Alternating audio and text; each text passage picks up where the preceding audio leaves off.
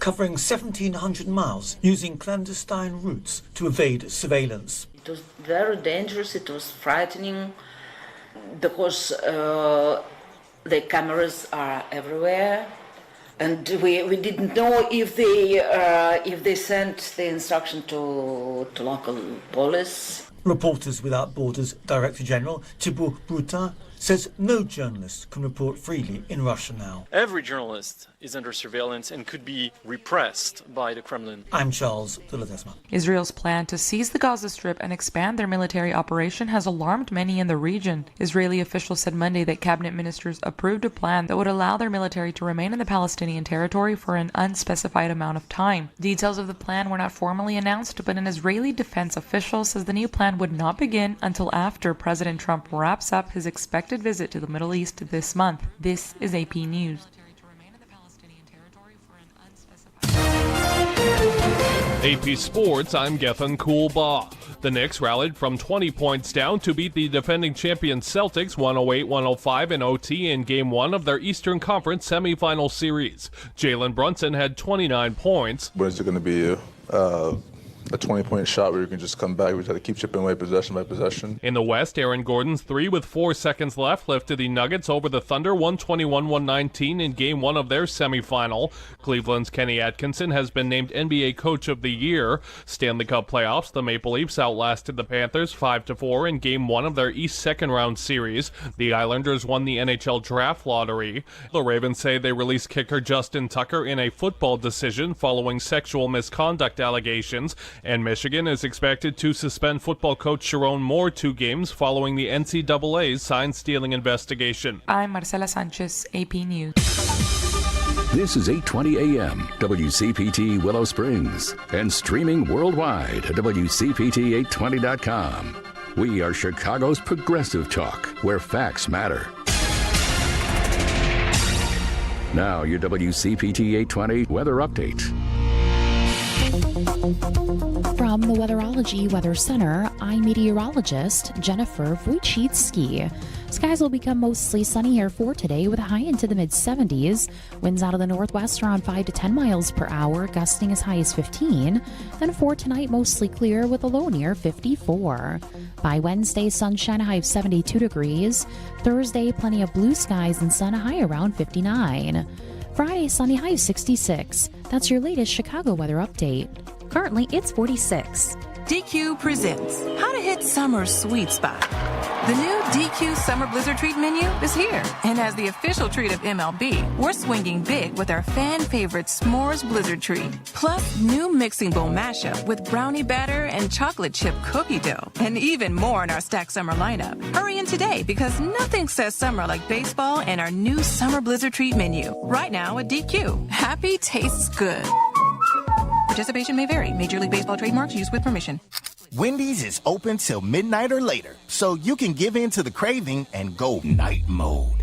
Now all of your favorite menu items just got their bedtime extended. You can get what you want even later, like the Baconator with 6 strips of bacon, or the perfect fries and Frosty Duo. If you're up later, then so are we. So go ahead and pull through the drive-thru. When the craving hits, go night mode at Wendy's. Open till midnight or later. All right, see ya later. At participating U.S. Wendy's, hours may vary. When facts matter, you turn to WCPT 820, Chicago's progressive talk. A fair balance where the facts come out. Real news, real talk. Alexa, play WCPT. WCPT from TuneIn. Welcome to Choose Views with Richard Chew.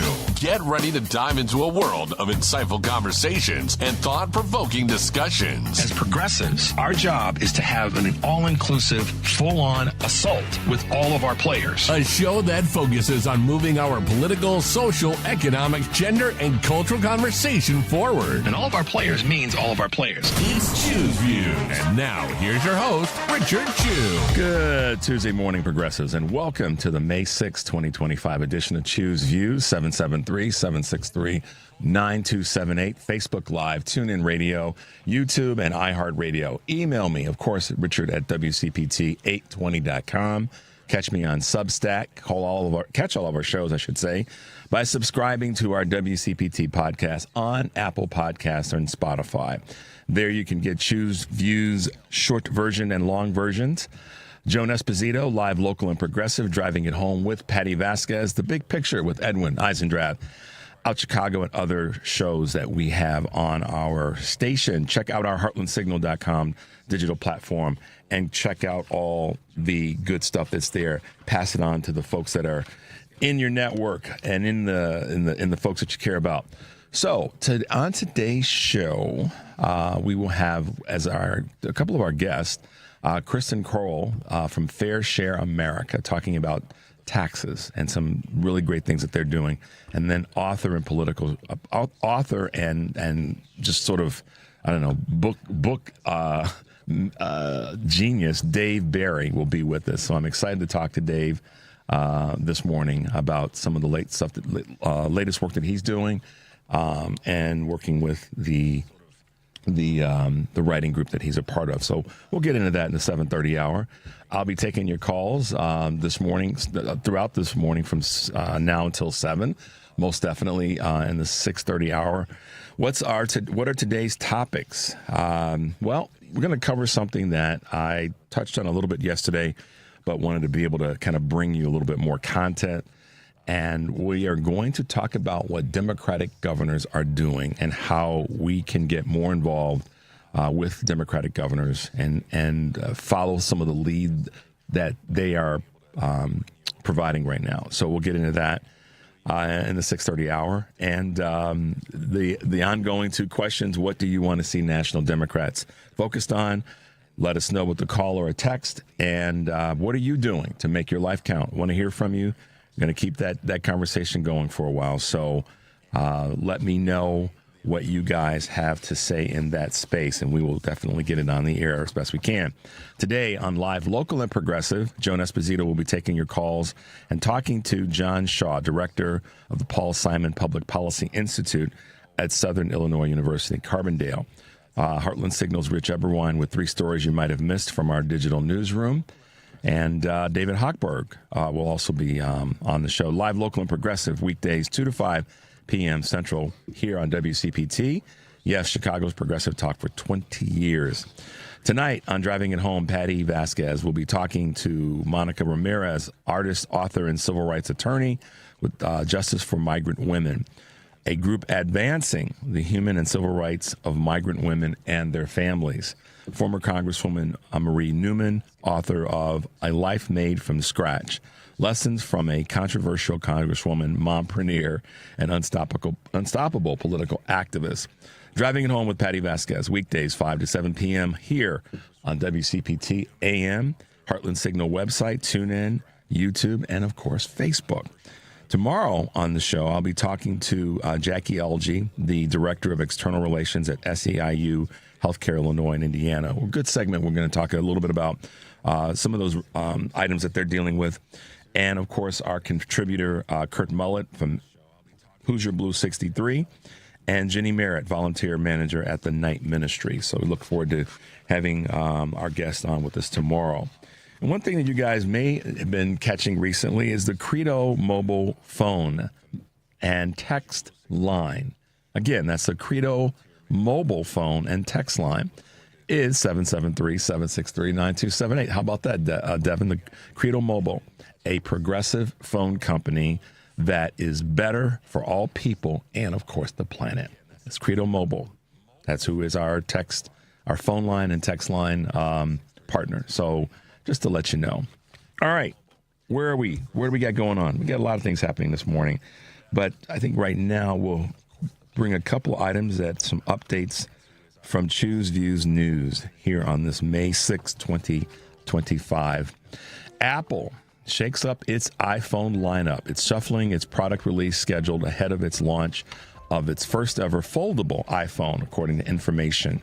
Citing some unnamed sources, breaking from tradition, Apple will debut its long-anticipated book-style foldable device and other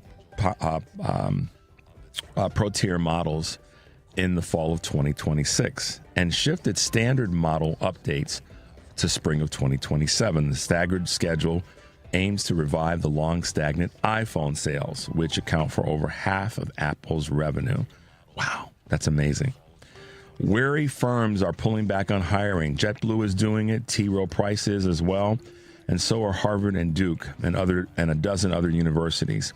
Increasingly, major employers are paring back and pausing their hiring entirely, in many cases, according to the Wall Street Journal. Whether it's due to government funding cuts, trade war fears, or increased adoption of AI, the slowed hiring is hitting a wide variety of fields. But for some hiring managers, the pattern is familiar. One CFO said, and came right out, this is a recessionary playbook. Technology jobs are being threatened in some ways by AI. Technology workers in all industries are facing a growing obsolescence amid the rise of artificial intelligence. The number of these jobs shrank by 214,000 in April, according to CompTIA's analysis of the Labor Department data.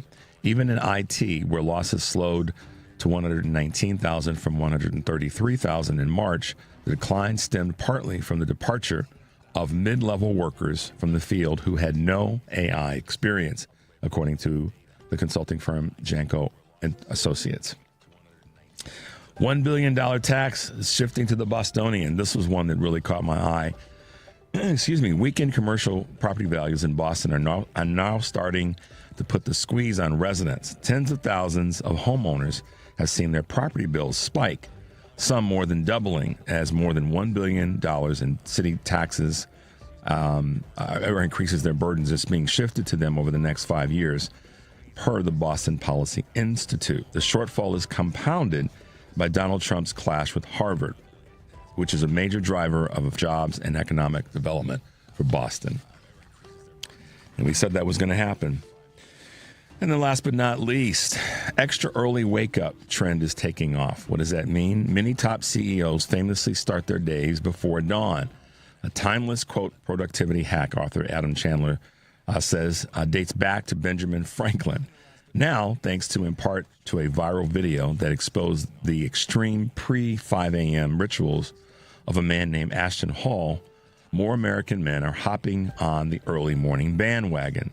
Think cold plunges, sauna sessions, and intense workouts. Still, doctors stress the importance of a good night's sleep, urging early risers to choose slumber over evening activities. As I like to say, sometimes it's not about sleeping, Devin. It's about getting some rest.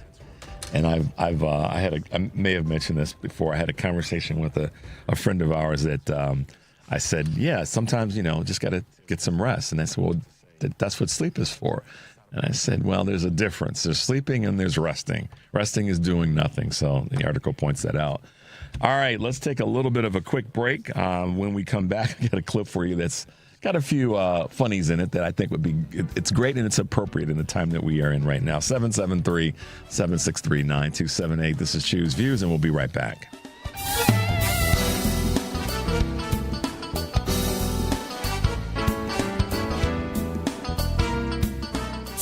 WCPT 20th Anniversary Replay 2017. Let me ask JB Pritzker a few questions here. JB, thanks so much for stopping by. It's the first time you've been on the show. Thanks for having me. How come you've not been a part of this fight for the last 4 years? First of all, I have, and I've been a Democrat my entire life and a progressive. Just to give you some sense of history anyway, my parents were both social and economic justice advocates, and that's kind of the environment in which I grew up, and my faith teaches us that. And so I've been engaged in that really my entire life for the last number of years, and I tell people that, I have the most experience of any candidate that's running for governor advancing progressive issues. And it doesn't just go back 4 years, it goes back more like 40 years.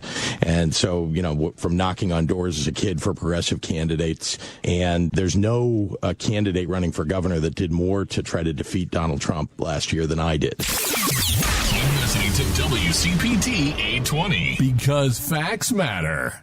Alexa, play WCPT. WCPT from TuneIn. Good morning. You're waking up with Richard Chu. Good morning. Good morning. Good morning.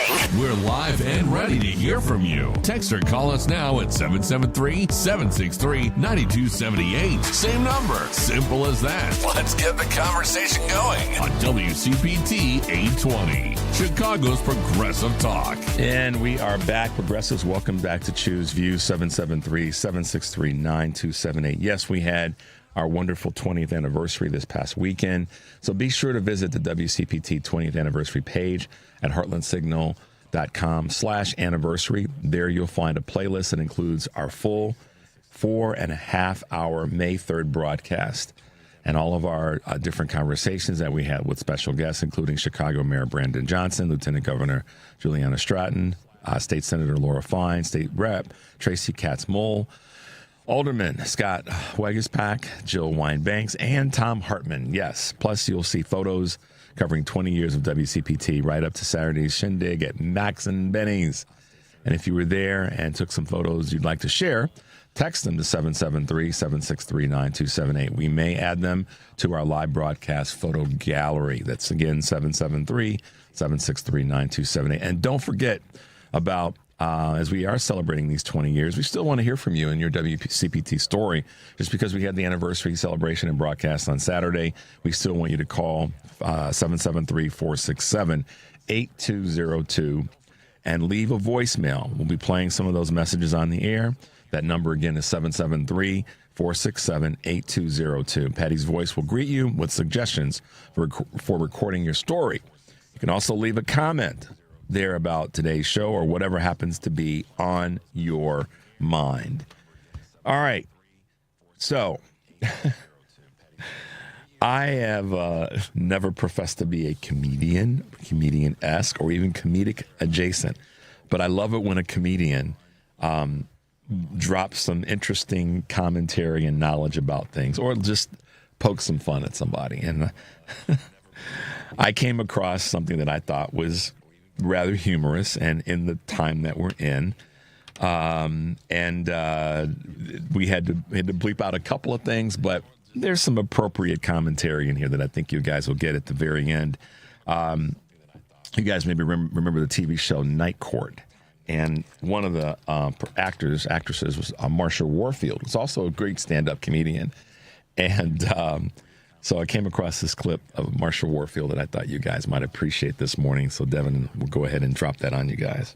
Oprah has famously said that 60 is the new 30. Oprah's a damn lie. 60 is the same 60 has always been.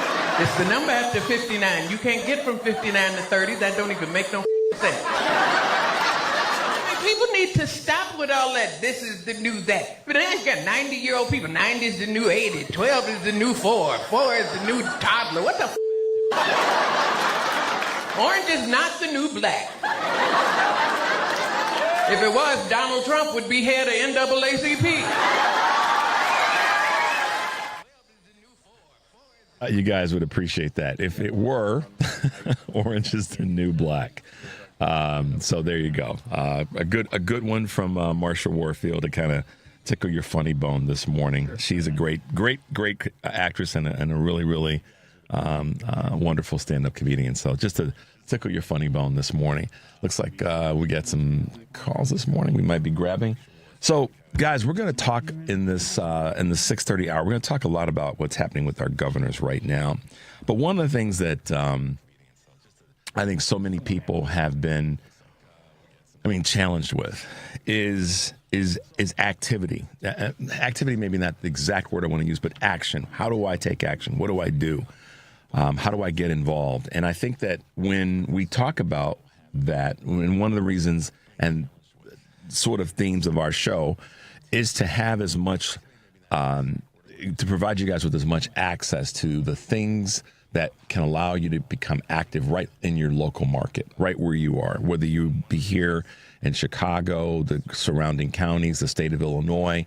I know so many of you will text and or call and email me from different parts of the country, and that's such a blessing to have been reaching people that want to be reached and want to participate. So I think that in that conversation, we want to continue to do that for you every day. So we're going to have that mix of local conversations and that impact us on a national basis. local, like yesterday, we're talking with Representative Harry Benton. Even though the issue around child care in Illinois and child care advocates and professionals on military bases is something that he's focused on here in Illinois, we know that, as he said, that's a concern that we have throughout the country, particularly when we've got this, crazy one, chaos agent in the White House. And so we want to continue to do that and bring those things to you on a day-to-day basis. We also, strategically, I've been talking about this for a while, and I'm going to try to spend some time in the second half hour talking about what our governors are doing, showing you some, or providing you with some clips that have come from our different Democratic governors, and then talk a little bit about some of where they are, what they're doing, and how you can find a way to be active and participants in some of the things that they're doing. So put together just a little bit of information for you guys in this in the 6:30 hour that we want to share with you. But before we get to that, let's grab a quick call up. Let's go to our good friend Karen. Good morning, Karen from Chicago. Good morning. Karen, I like to say Karen from True Blue Politics podcast because that's how we roll. So what's going on this morning? Welcome to the show, by the way. Thank you, sweetie. And I just want to say, taking care of ourselves. You were emphasizing getting rest. And we do need rest. I am incorporating gratitude, giving gratitude and thanks to all of the wonderful people that have come into my life by choice, through just circumstances. And I just have to say hats off to everybody at WCPT for the amazing event that they put on. Thank you to you for the invite. I so appreciated it.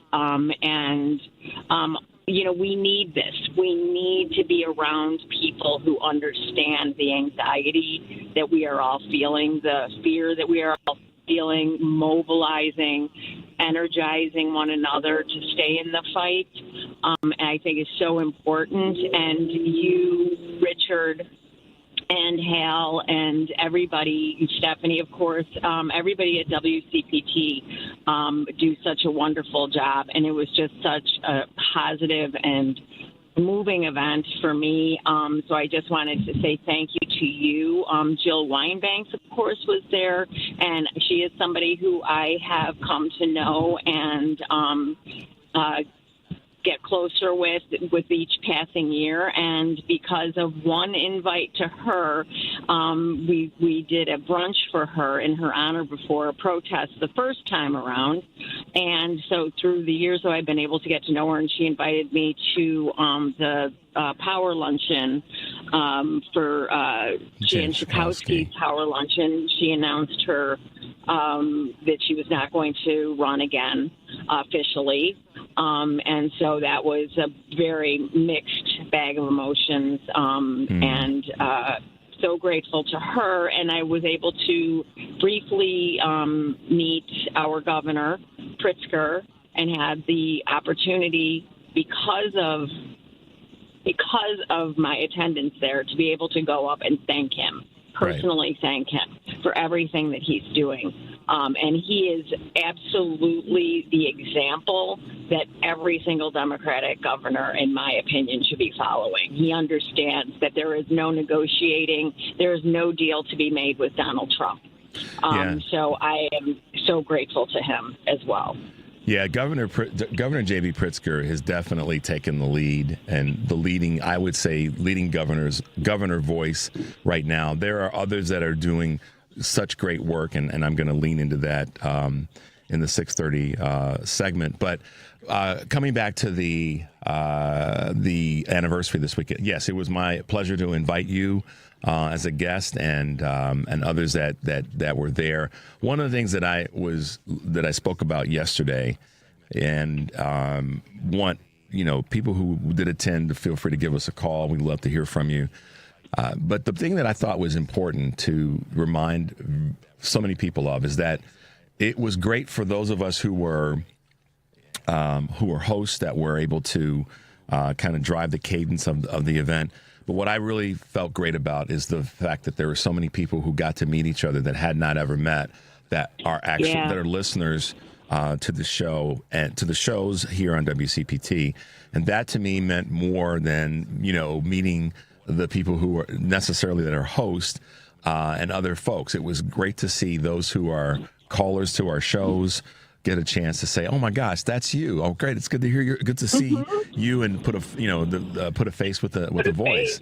So that part for me was a big deal because it goes to show that it's about you guys as listeners. It's about those who, yes, participate in the process, and that's why I always try make a point of each person that calls in or that texts me or emails that I say to them, thank you for your contribution, because we are an army of folks that are progressive fighters that are working hard to make these changes. And with leaders like J.B. Pritzker, it makes it just a little bit easier to do. So it's great that you were able to be there, and appreciate your comments. It was great. And let me, to that point, if I can really quickly, and then I'll get out of the way, but, Kurt Mullet, I was able to at least see him. I didn't get to talk to him, though, because it was like it was a lot going on. But Dave from Hoffman Estates, I was able to meet him and his lovely wife, Linda. And, of course, Patty Vasquez, I've never met her in person. She is an amazing person. I just adore her. Yeah, she is. Joan, and then I was able to talk to Joan's partner, Ray, who was so gracious and lovely. I mean, it was just, it's overwhelming, and it is, again, just so neat, and it really filled my cup. So, again, I just appreciate you so much. And Devin, huge props to Devin, because, boy, oh, boy, he works. He works hard. Yes, he works does. hard. I see him at every single event, when I've come into the station to be on the Home Buyers Hour. Of course, great programming on Saturday mornings. Shout out to Charlie and Patrick. Anyway, but I mean, it's a lovely family and community. And so thank you again. And you guys have a great day. All right, Karen, thanks for the call. We'll talk soon. All right, sweetheart. Okay. Bye now. Bye. Yeah, it was one of the things that I was kind of tuning into that or locking into about Saturday's event is we need to have events and opportunities and events where people can go, I'm not in this silo. And I spoke to this yesterday. I'm not sitting in this silo by myself, and know that you've got people behind you. If I'm committed to anything, it's to do the best I can to bring us together and keep us together during this craziness. And I know that I'm not going to hit all the points perfectly every day and every show, but you guys have to know that that's my commitment is to make sure that we lean in that direction. There's issues that we're going to maybe miss or not cover as hard and as much as we need to or want to. But that doesn't mean that they're not out there, that they're not on my mind or on Joan's mind or Patty's mind, on Edwin's mind, on any of our hosts' minds, from our weekend folks, whomever it might be, on Eric's mind. We're all fully aware that we have so many crazy things that we're dealing with. So our goal is to keep that conversation alive and to do our best to bring, like I say in one of our clips, bringing you the best that I've got every single day. So we're committed to that, and in a great way, we're excited about it. And I think that the more we continue to do that and have that mindset and bring you guys into the mix, the better. And we get to spread this message all over the country. So we're leaning hard in that direction. And no matter, who comes at us and says anything about us or whatever the case may be for being progressive, voices, we're going to continue to do that because it's what's needed right now. So let's take a quick break. The number, of course, is 773-763-9278. This is Choose Views, and we'll be right back.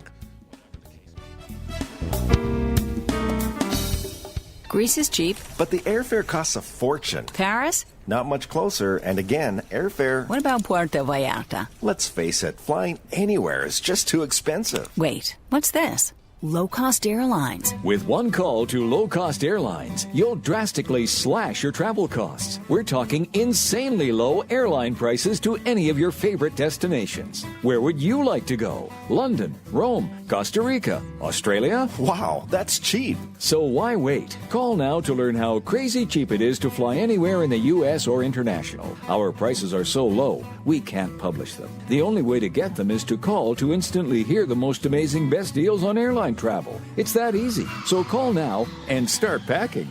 800-708-3091. 800-708-3091. 800-708-3091. That's 800-708-3091. You're listening to WCPT 820. Here's the latest Chicago weather update. From the Weatherology Weather Center, I'm meteorologist Jennifer Wojcicki. Skies will become mostly sunny here for today with a high into the mid-70s. Winds out of the northwest around 5 to 10 miles per hour, gusting as high as 15. Then for tonight, mostly clear with a low near 54. By Wednesday, sunshine, a high of 72 degrees. Thursday, plenty of blue skies and sun, a high around 59. Friday, sunny, high of 66. That's your latest Chicago weather update. Currently, it's 48.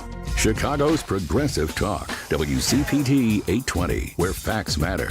It's Chew's View with Richard Chew on WCPT 820, where facts matter. Hey guys, welcome back to Chew's View, 773-763-9278. Thanks to Karen for her comments. You guys know her. You've heard her voice here and on different shows. So great to hear from her this morning. The Credo Mobile phone line, guys, and text line, that's our 773-763-9278 number. The Credo Mobile, a progressive phone company that is better for all people and the planet. That's who we have partnered with, and we're excited about it. So make sure you check, just know who Credo Mobile is. It's going to be good for your cell phone spendings. All right, so Democratic governors are leading the way. And I want to read a little bit from some information that put together. Democratic Governors Association is a Washington, D.C. based 527 organization founded in 1983, consisting of U.S., state, and territorial governors affiliated with the Democratic Party. The main purpose of the organization is to provide party support to the election and re-election of Democratic gubernatorial candidates. The DGA's Republican counterpart is the Republican Governors Association. DGA is not directly affiliated with the nonpartisan National Governors Association. Okay, why is this important? The chair of the Democratic Governors Association is Laura Kelly. The vice chair is Andy Beshear. With the organization's, I guess you could say, history, it was previously known as the Democratic Governors Conference, going back to 1965. So, why is this important? We talk so much about what we need to do, where we need to be focused, and what we need to be focusing on.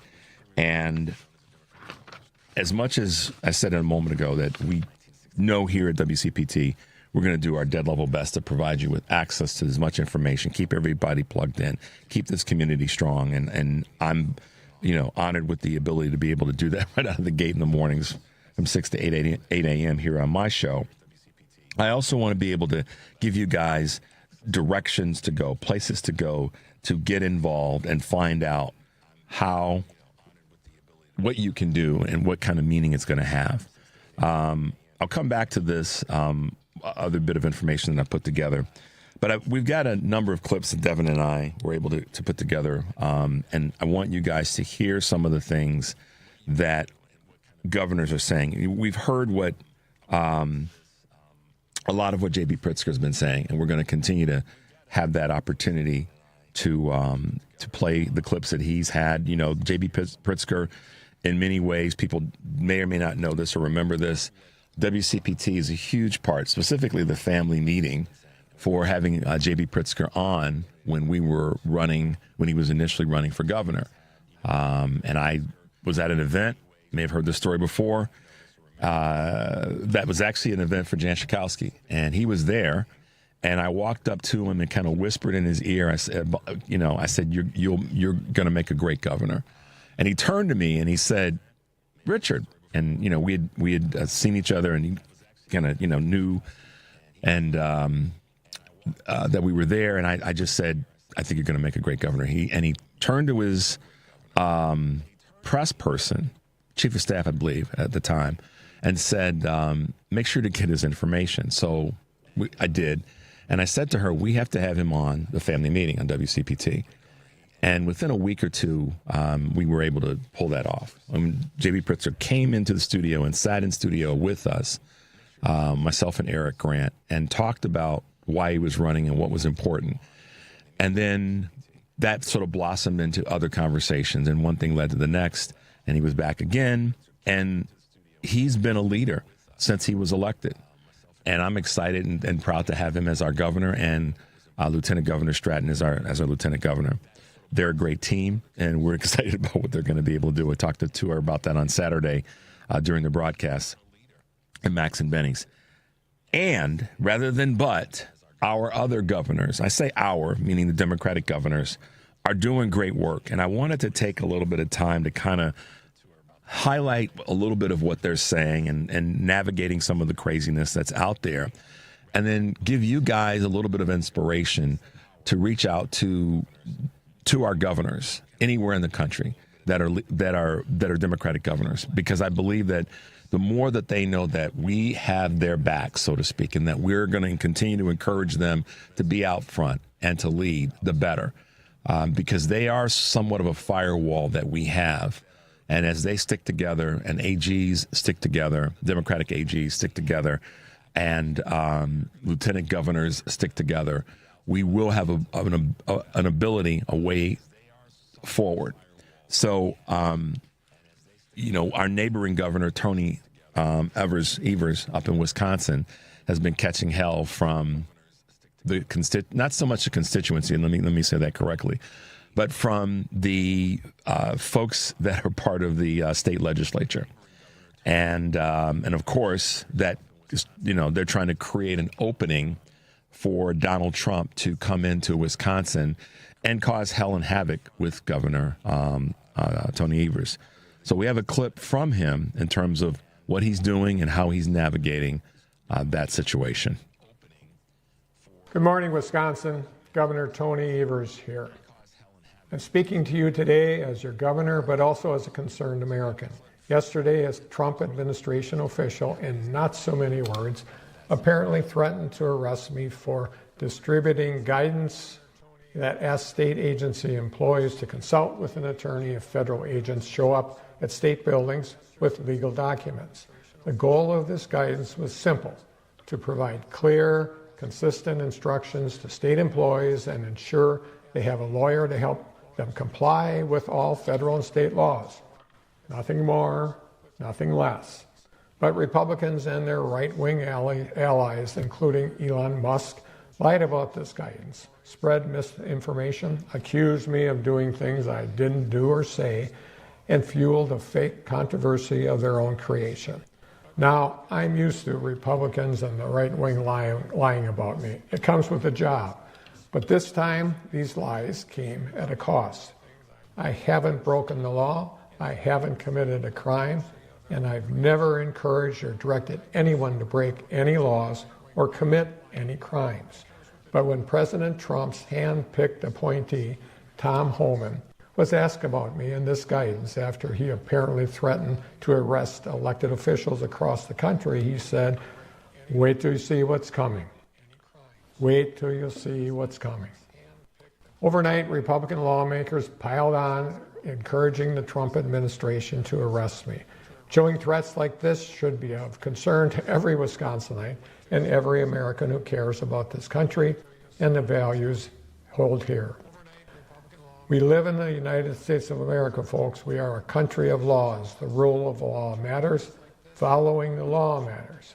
In this country, the federal government doesn't get to abuse its power to threaten everyday Americans. In this country, the federal government doesn't get to arrest American citizens who have not committed a crime. In this country, We don't threaten to persecute people just because they belong to a different political party. These threats represent a concerning trajectory in this country. We now have a federal government that will threaten or arrest an elected official or even everyday American citizens who have broken no laws, committed no crimes, and done nothing wrong. So the governor spoke well about what the Trump administration is trying to do. And of course, you know, a lot of this is coming from the whole conversation around ICE and deportations and such. And so, you know, they're trying to take the position that, meaning the Trump administration, that they can come after people in general, but specifically coming after Democrats, Democratic governors, Democratic elected officials, judges, and you know, Governor Evers is saying, no, that's not the case.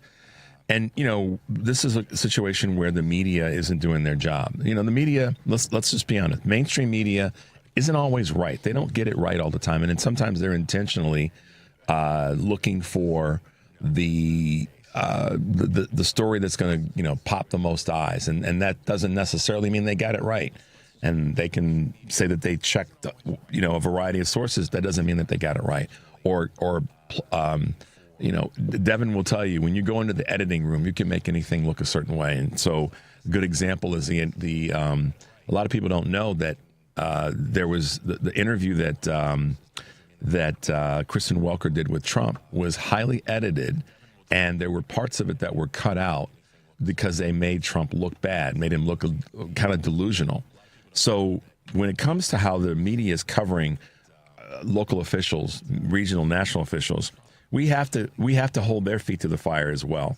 And not just that they're not talking about Trump in a way that needs to be talked about, but how they're talking about other folks, other voices, other leaders, etc.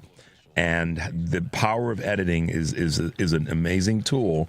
It's good to edit out certain, you know, language, like with the Marsha Warfield clip, but it's also, we have to be careful and mindful and hold them to account when they cover one of our elected officials in a biased way, and they definitely do it. That's kind of the power of editing.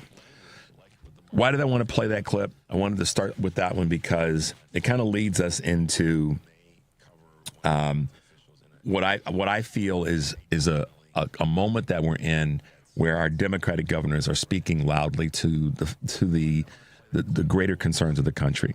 Who are some of our Democratic governors? Well, let me give you a couple of the names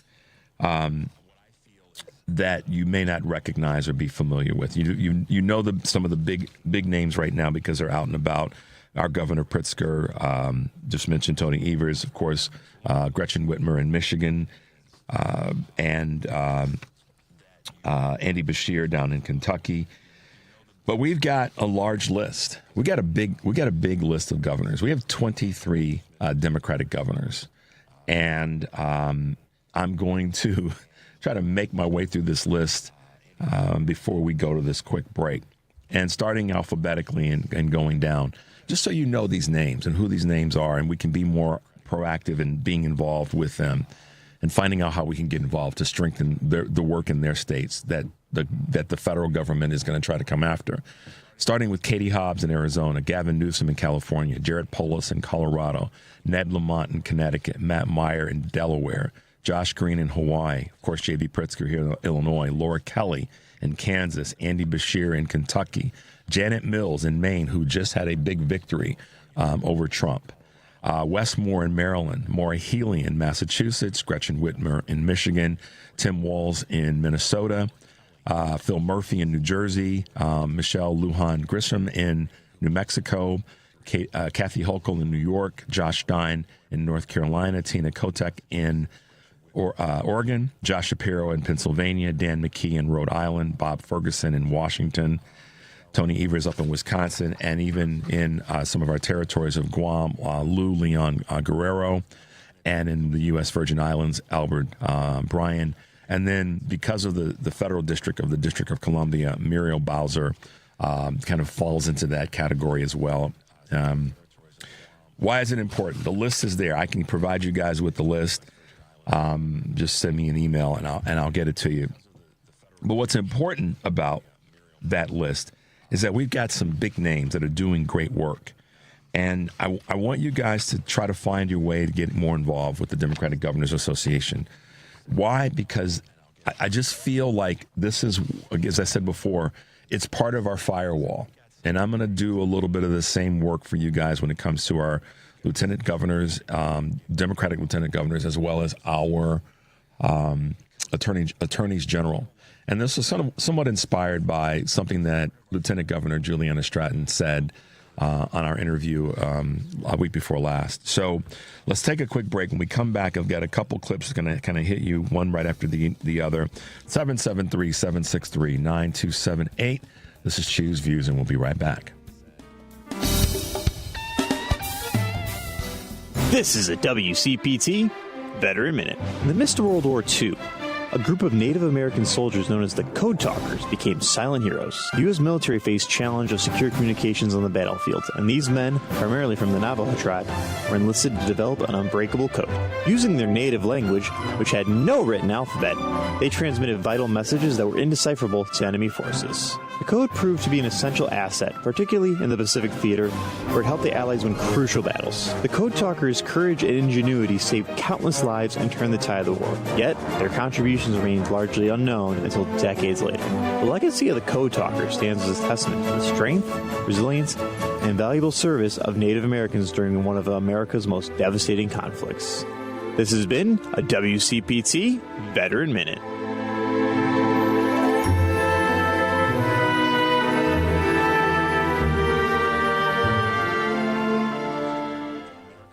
Because facts matter. You're listening to WCPT 820.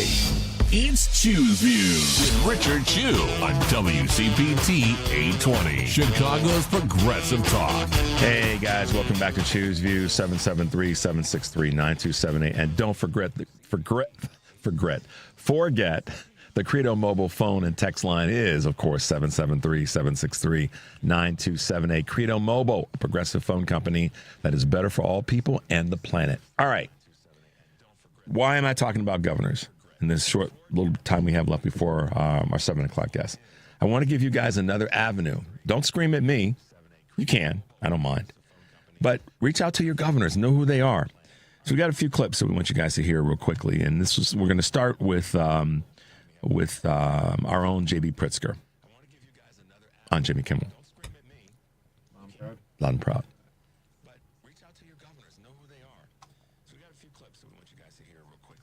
Well, let me ask you about something specifically that you said in the speech, and I think this is kind of the thing that got people fired up. You said it is time to fight everywhere and all at once. You called for mass protests. There were mass protests today. Yeah. What does that mean, fight everywhere and all at once? I mean, what should we do? Well, I think everybody understands that at this point we've got an authoritarian in office. He's essentially tearing apart the things that really matter to working families across the United States, and nobody's stopping him. The Congress is under the control of his party.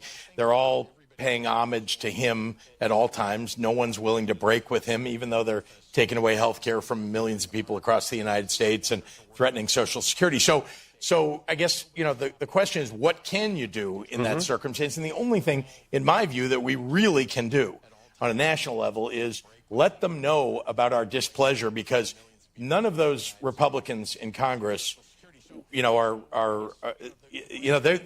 they're up for re-election in 2026. And if they don't know how much resistance there is out there in their own districts, then they're just going to keep following Donald Trump and doing whatever he wants. So we've got to be out there loud, proud, stand up, speak out. And today, I think you saw that all across the United States. I think it's appropriate. It's May Day, but it's May Day, everybody. I mean, it is literally. Yeah, it is. It's time to fight. Yeah, be loud. That's what the governor is saying, and that's definitely a must item. I think it's also important that, like I said, you guys know who's out there, who our governors are, and I'll be more than happy to provide you with the link to that list. We got another clip that I think is important, and it's really from the Democratic governors in mass, speaking about what they're doing and what their beliefs are and why they feel and believe that we have to fight the way in which we do. Let's go to the Democratic governor speak. Democratic governors. The leaders of the Democratic Party. This is a moment right now where your governor hasn't mattered more than it does right now. They've been speaking direct. They've been speaking to the American people. And I think they have been meeting the moment. New York hasn't labored under a king in over 250 years. You sure as hell are not going to start now. You better comply, because otherwise you're not getting any federal funding. See you record. Democrats are suing President Trump over his executive order aiming to overhaul elections. Tried to work with the federal government to get that money unfrozen. They refused.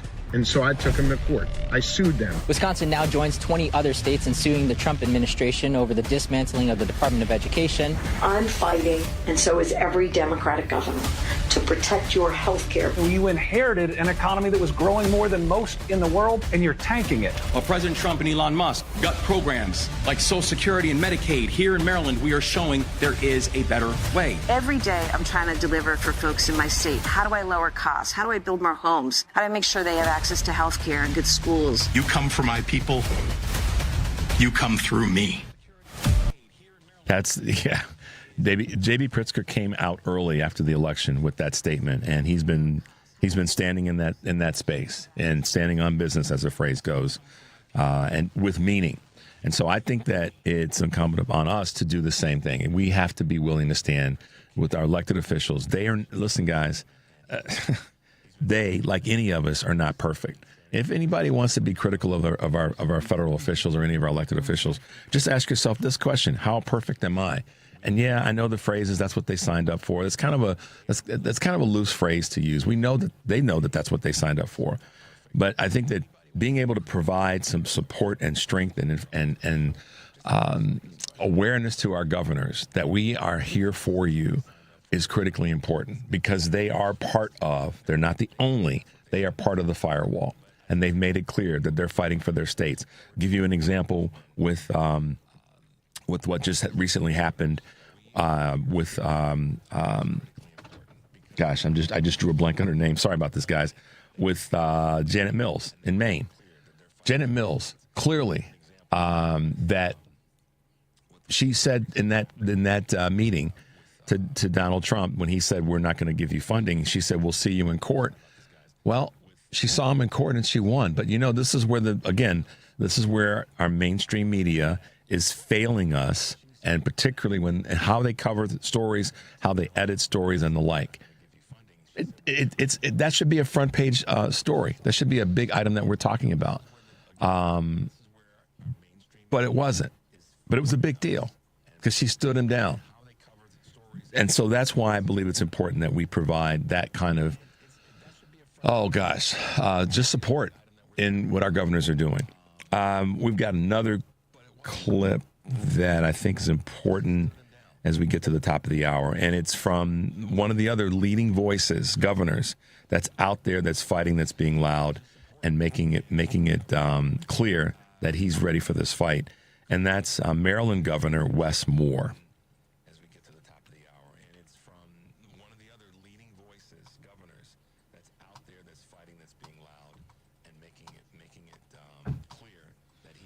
Not acting right. That's all right. Well, it's a great clip. We'll get it to you guys. Maybe we'll get it to you in the next hour. Let's grab a very quick call as we get to the top of the break. Let's go to Rick, I think must be in Florida. Good morning, Rick. Welcome to the show. Good morning, Florida man Rick checking in. First off, I want to say your internet connection, for whatever reason, it's cutting in and out. Right as you're about to say something, get to the crust on the biscuit, it cuts out. So I don't know if there's anything you guys can do. Okay. I'm listening to Simple Radio, just so you know. Yeah, I'm not sure either, so we'll try to figure out what's happening. Got a quick minute. What's going on? Okay, so it's obvious these Republicans, they're not accountable. They don't even feel that they need to be accountable to us. He can't get arrested. All these Republicans, all they have to do is resign, and they won't get arrested. We can't lock them up. They don't care about getting reelected because they've got a complete machine behind them in the gerrymandering. So what I say, in my humble opinion, We need to start, and this is what I'm going to do with Castor down here in Florida. I've already sent her a letter after the ridiculous email she sent me. And what I'm going to do, and what I'm trying to organize people to do, is we're going to go down to her main office down here in St. Pete and protest to her. You need to do more. Because at least the Democrats are listening. They're halfway accountable. And we need to go after them because these Republicans just feel way too insulated. Yeah. So when you say fight, talk louder, we need to talk louder to the Democratic Party. The Republicans don't give a crap. Yeah, and thanks for that, Rick. I think that we have that's an important statement, and we're all making that statement. We all are saying to Democratic leaders, we want you and need you to fight harder. I think that yelling at Republicans doesn't necessarily serve what we're trying to accomplish. I think what's a more important piece is, we stay consistent and encouraging and pushing our Democratic leaders. And when there's an opportunity to go and push the envelope with a Republican, I think one should do that as well, particularly if you're in a red state, because surprisingly enough, showing up at the town halls has proven to be effective. So, Rick, thanks for your call this morning. We're going to try to hit can we hit an early break, Devin? Or what should we do? Because I know the clip come up. Do we have the time for it before the top of the hour? Okay. All right, guys, here's a clip I wanted to get you let's see. Okay. Here's a clip I wanted to get you from Governor Wes Moore out of Maryland. For many people that voted for the president, they voted because they wanted to disrupt the status quo, which I understand. Like, I want to disrupt the status quo. Yeah. Because, even my life has been littered with the consequences of bad policies. Yes. Right? So I get it.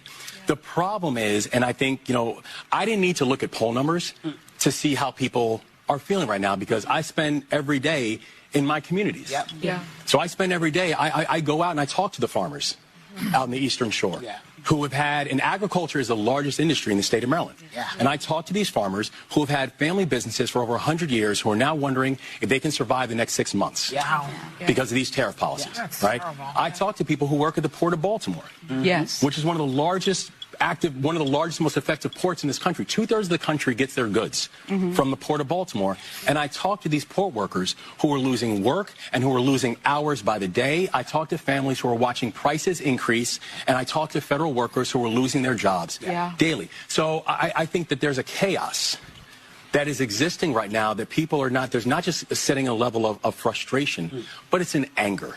Yeah. And people are just truly hurt by what they're seeing right now, and that the pain is not, it's not like you're going to the federal government to support you. Yeah. The pain is coming from the federal government. Yes. Yeah. And that's what's so difficult. But people feel powerless now to do anything until they can vote. They're afraid. Well, actually, I think this is actually a really powerful moment, because I think that, people are seeing the power of the president and the power of Washington. But I think what people are also seeing is, what's the power of governors? Yep. Yeah. Right? Yeah. What's the power of states? What's the power of the people? That's true. Yeah. And so, for example, if you look at what's happening in the state of Maryland, right? Despite everything that's happening in Maryland, is literally the most exposed state in the country to these federal cuts, these federal issues. We have over 260,000 federal employees in the state of Maryland. Wow. Right?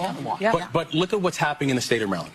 Maryland right now, our unemployment rate is still 3%, almost a full point lower than the national average, because we found ways to support our federal workers and streamline them into available jobs, private sector and state jobs, and making sure we're making it happen faster. If they are available, if they are qualified, get them trained, get them in classrooms, get them in hospitals, get them in places where we need them. Right. Yeah. Right? That we've been able to lead amongst the fastest and most encouraging drop in violent crime anywhere in the country. Wow. The last time the homicide rate was this low in Baltimore City, I wasn't born yet. No. Wow. It was a little over 50 years ago. Yeah. And we see how we've been able to lead with a measure of fiscal discipline that I think people appreciate, where we've taken the state from a structural deficit into a structural surplus and still managed to give the middle class a tax cut. Wow. So it is very good. It can be done. It can be done. So there you go, guys. A little bit of governor's voices this morning. It can be done, and we want to get behind them. Governor Wes Moore, Governor J.B. Pritzker, Evers, the list goes on. They have a strong organization, and I think they see the moment, and imperfect as they might be and all that, we still have to get behind them, particularly those that are leading from the front, like Pritzker, like Moore, like Mills. So let's take a quick break, guys. When we come back, we'll be talking a little bit about taxes and some fairness in that space. 773-763-9278. This is Choose Views, and we'll be right back.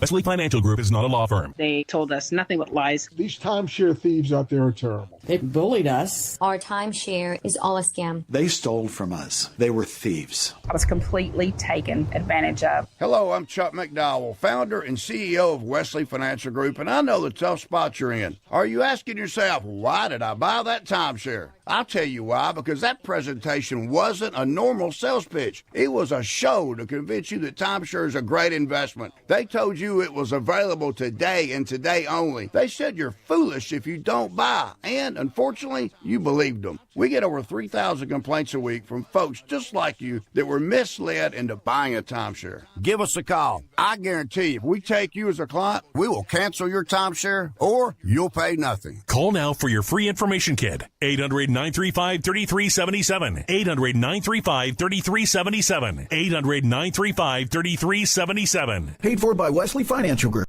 Active Liver is the easy way to get a daily detox and to keep you healthy and feeling your best. Find Active Liver at your local CVS or online at Amazon or NewNordicUSA.com.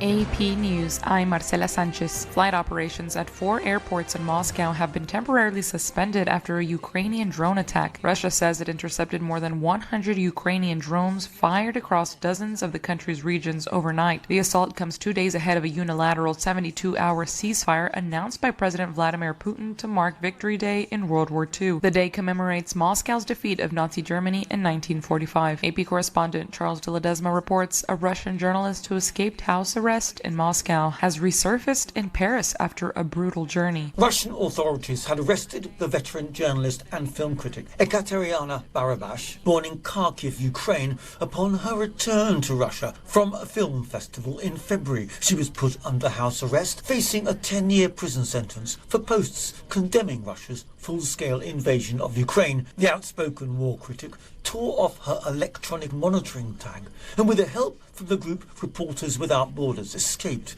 covering 1,700 miles using clandestine routes to evade surveillance. It was very dangerous, it was frightening, because the cameras are everywhere, and we didn't know if they sent the instruction to local police. Reporters Without Borders Director General Thibaut Brutin says no journalist can report freely in Russia now. Every journalist is under surveillance and could be repressed by the Kremlin. I'm Charles de Ledesma. Israel's plan to seize the Gaza Strip and expand their military operation has alarmed many in the region. Israeli officials said Monday that cabinet ministers approved a plan that would allow their military to remain in the Palestinian territory for an unspecified amount of time. Details of the plan were not formally announced, but an Israeli defense official says the new plan would not begin until after President Trump wraps up his expected visit to the Middle East this month. This is AP News. AP Sports, I'm Gethin Coolbaugh. The Knicks rallied from 20 points down to beat the defending champion Celtics 108-105 in OT in Game 1 of their Eastern Conference semifinal series. Jalen Brunson had 29 points. When is it going to be a 20-point shot where you can just come back? We just have to keep chipping away possession by possession. In the West, Aaron Gordon's three with 4 seconds left lifted the Nuggets over the Thunder 121-119 in Game 1 of their semifinal. Cleveland's Kenny Atkinson has been named NBA Coach of the Year. Stanley Cup playoffs, the Maple Leafs outlasted the Panthers 5-4 in Game 1 of their East second-round series. The Islanders won the NHL Draft Lottery. The Ravens say they released kicker Justin Tucker in a football decision following sexual misconduct allegations. And Michigan is expected to suspend football coach Sharon Moore 2 games following the NCAA's sign-stealing investigation. I'm Marcela Sanchez, AP News. This is 820 AM, WCPT Willow Springs, and streaming worldwide at WCPT820.com. We are Chicago's progressive talk, where facts matter. Now, your WCPT 820 weather update. From the Weatherology Weather Center, I'm meteorologist Jennifer Wojcicki. Skies will become mostly sunny here for today with a high into the mid-70s. Winds out of the northwest around 5 to 10 miles per hour, gusting as high as 15. Then for tonight, mostly clear with a low near 54. By Wednesday, sunshine, a high of 72 degrees. Thursday, plenty of blue skies and sun, a high around 59. Friday, sunny, high of 66. That's your latest Chicago weather update. Currently, it's 48. Did you know you can get your prescriptions for less at your local pharmacy? You can with GoodRx. It's the free app that can save you money on your medications. Just search for your prescription, choose the pharmacy and the price that works best for you, and then show your GoodRx coupon to your pharmacist at the drop-off counter. GoodRx works at over 70,000 pharmacies, including Walmart, Rite Aid, and Walgreens, and it works whether you have insurance or not. It's easy to save. Next time you drop off your prescription, check GoodRx. To start saving today, go to GoodRx.com. GoodRx is not insurance. Hey Google, play WCPT. Streaming Chicago's progressive talk from TuneIn. Welcome to Choose Views with Richard Chew. Get ready to dive into a world of insightful conversations and thought-provoking discussions. As progressives, our job is to have an all-inclusive, full-on assault with all of our players. A show that focuses on moving our political, social, economic, gender, and cultural conversation forward. And all of our players means all of our players. It's Choose Views. And now, here's your host, Richard Chew. Hey, progressives, welcome back to Choose Views, 773-763-9278. And yes, that is the Credo Mobile phone and text line, 773-763-9278. Credo Mobile, a progressive phone company that is better for all people and the planet. So, I talked about governors in the previous segment, and we're going to talk about that some more because I'm going to say this a bunch of times because it's not only the truth, but it's also important and relevant to where we are. Our governors are our Democratic governors are our firewall. They're part of it, I should say. We are part of it. And our part in that is pushing them and making sure that they hear us along with the lieutenant governors, the AGs, et cetera. When you've got a governor like Tony Evers that doesn't have the state legislature on his side, it makes it tough as hell. Gretchen Whitmer is a similar situation in Michigan. She's got, the AG and the Secretary of State are progressives, but we lost a little bit of, we had the trifecta with the House and the Senate in Michigan, lost a little bit of luster there. So we've got to make sure that our governors know that we got their backs and pushing them to do as great of a job as we do with our national, our congressmen and women and our senators, I believe. So we're going to keep in that space. And we're going to talk a little bit more probably next week about lieutenant governors, and then we'll talk about attorneys generals, et cetera. But that's just something I feel committed to you guys to provide. Now, big concern right now is how the federal government is navigating when it comes to taxes and tax breaks. And we've had billionaires like Mark Cuban and Warren Buffett and others that have said, we don't need any tax breaks. We need to pay more in taxes. And you've heard Warren say that if the 800 largest companies in America paid the taxes, their proportionate share like they are doing from Berkshire Hathaway, and Cuban said his version of this, we wouldn't have some of these issues. But we've had this expert on with us in the past who is unyielding and unapologetic about her stance on no tax breaks for billionaires and corporations. And that would be our good friend, Kristen Crowell from Fair Share America. Good morning, Kristen, and welcome back to Choose Views. Good morning. Thank you so much for having me back. Absolutely. I told you we were going to have you back when we had you on a few weeks ago. I said, Kristen, we're going to have you back. And you're like, yeah, okay, I'll show up. So here we are. Oh, no. We made a commitment to each other, and so much has happened in the last month. It's been a month already. Can you believe it? Yes, I can, but I can't at the same time. Oh. Good Lord.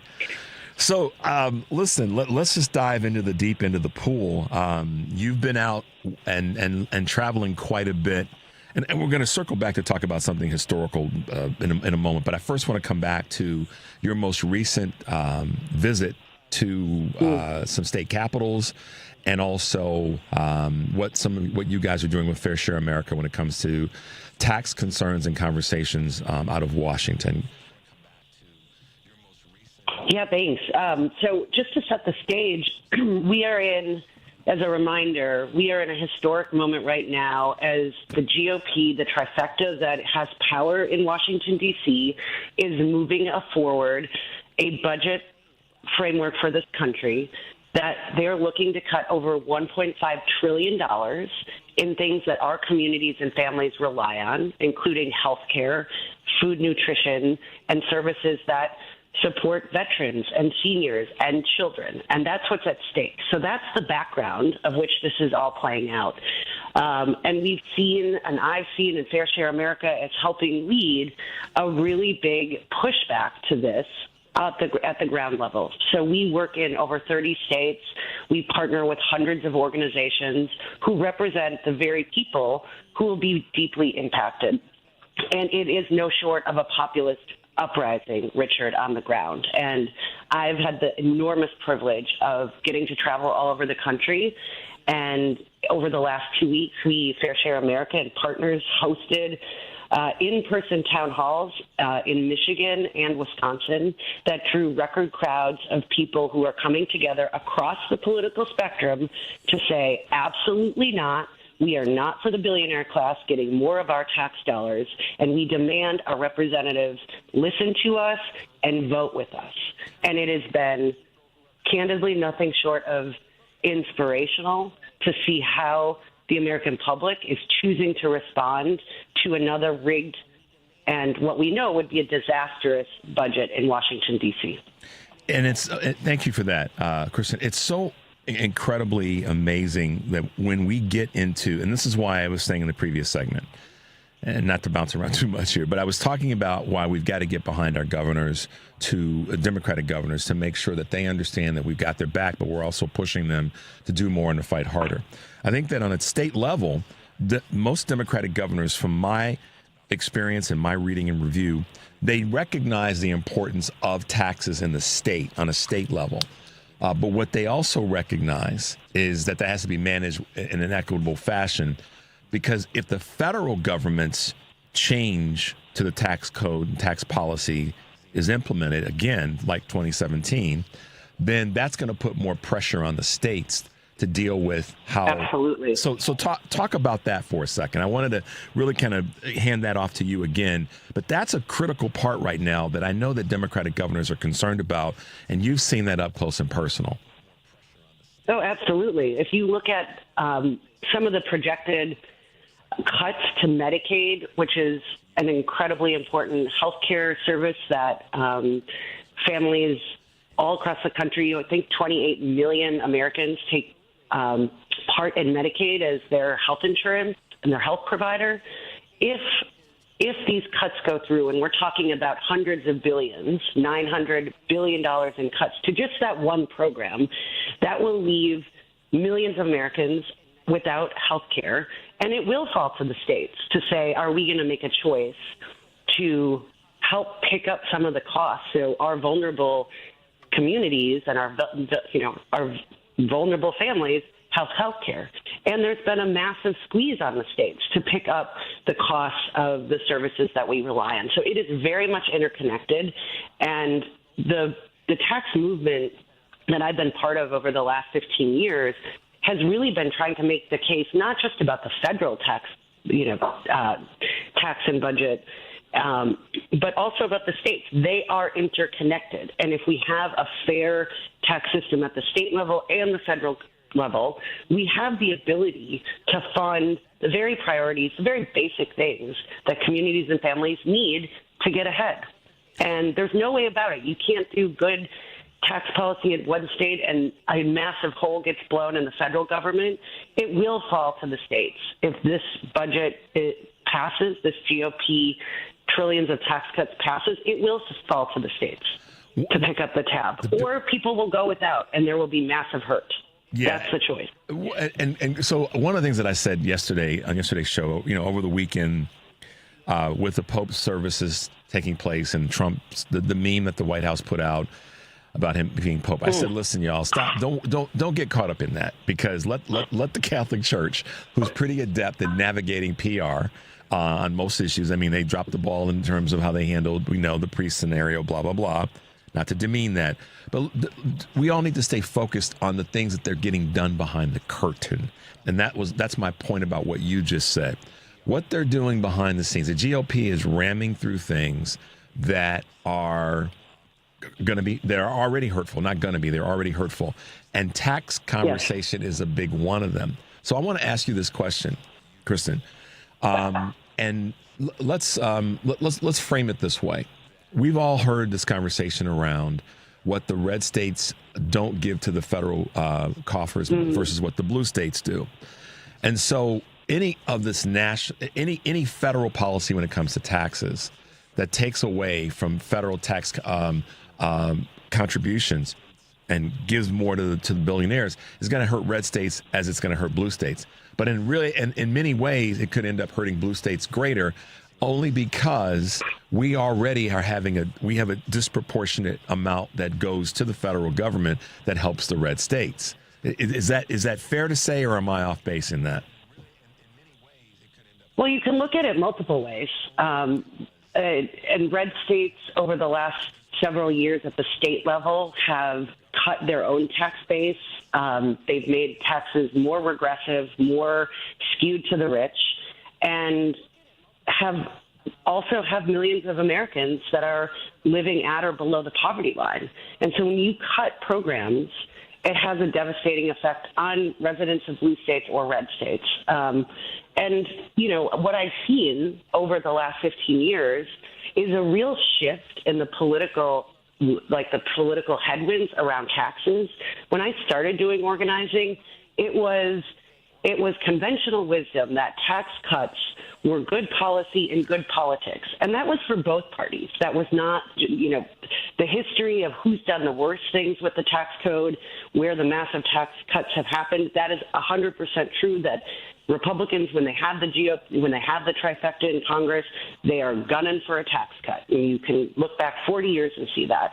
But there's been an evolution and a shift among all parties, and we've seen some Democrats lead and really get comfortable saying, actually, no, we are going to ask those who can't afford to pay more to do so through the tax code so that we don't have to set up a false choice and pit our programs and our people against each other.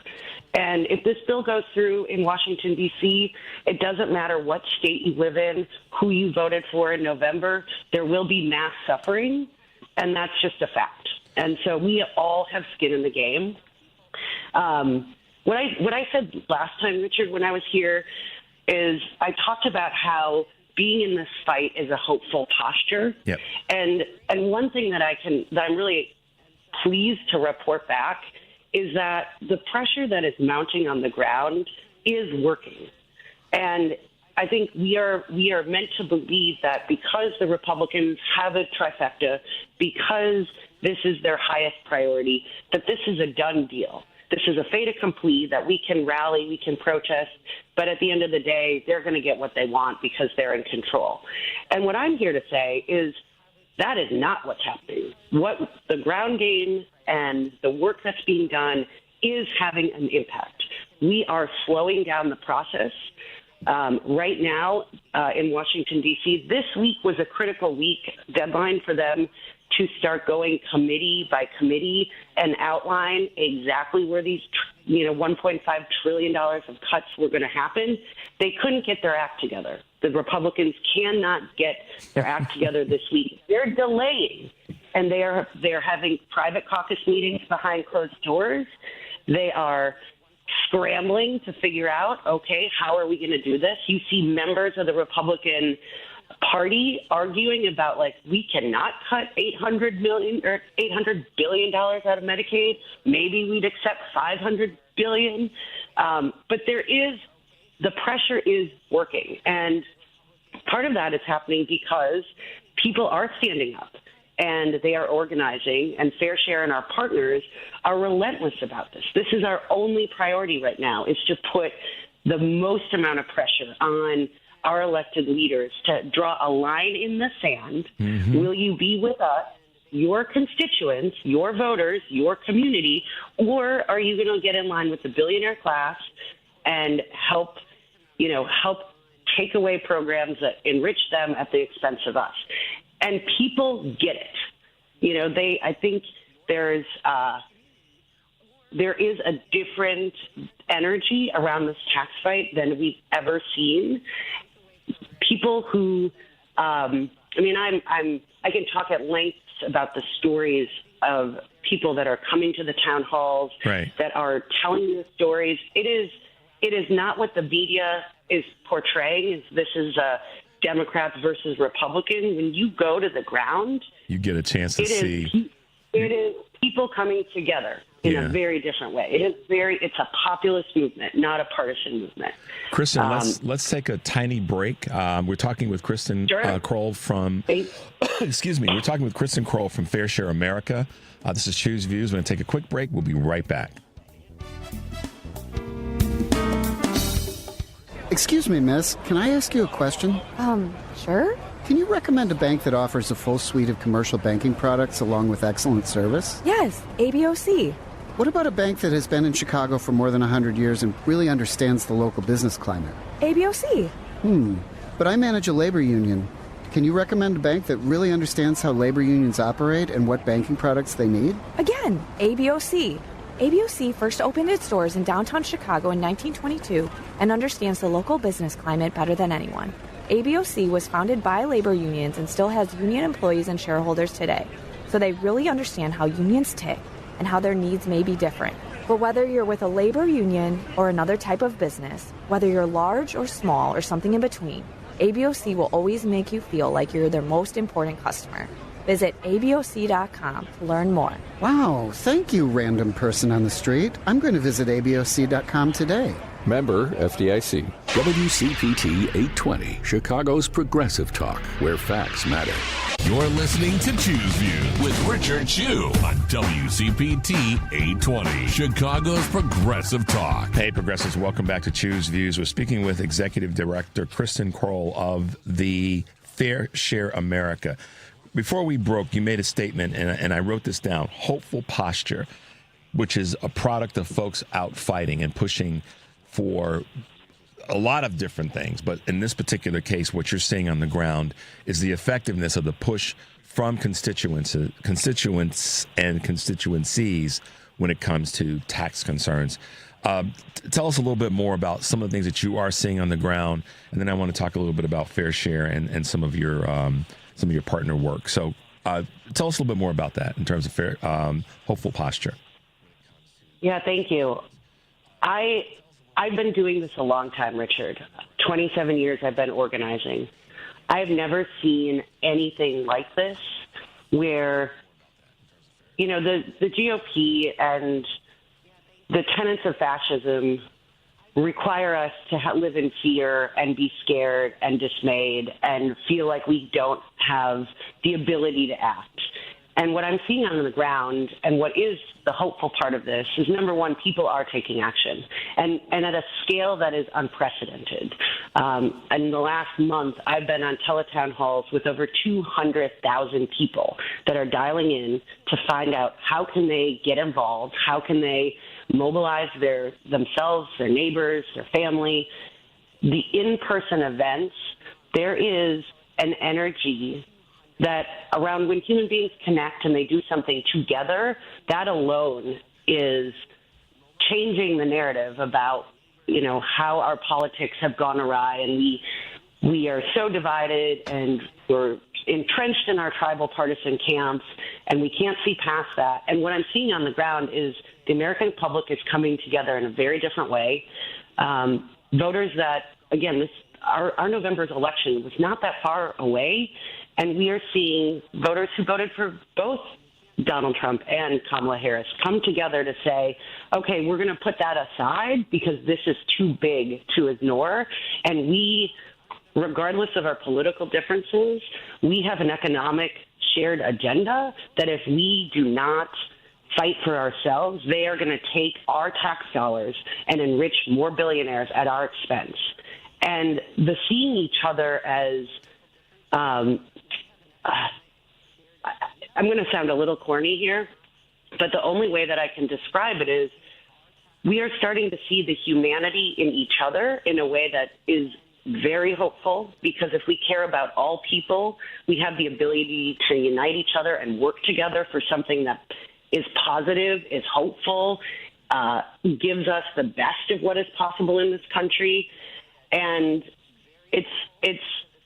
I'll tell a story about, it's in Warren, Michigan, outside of Detroit.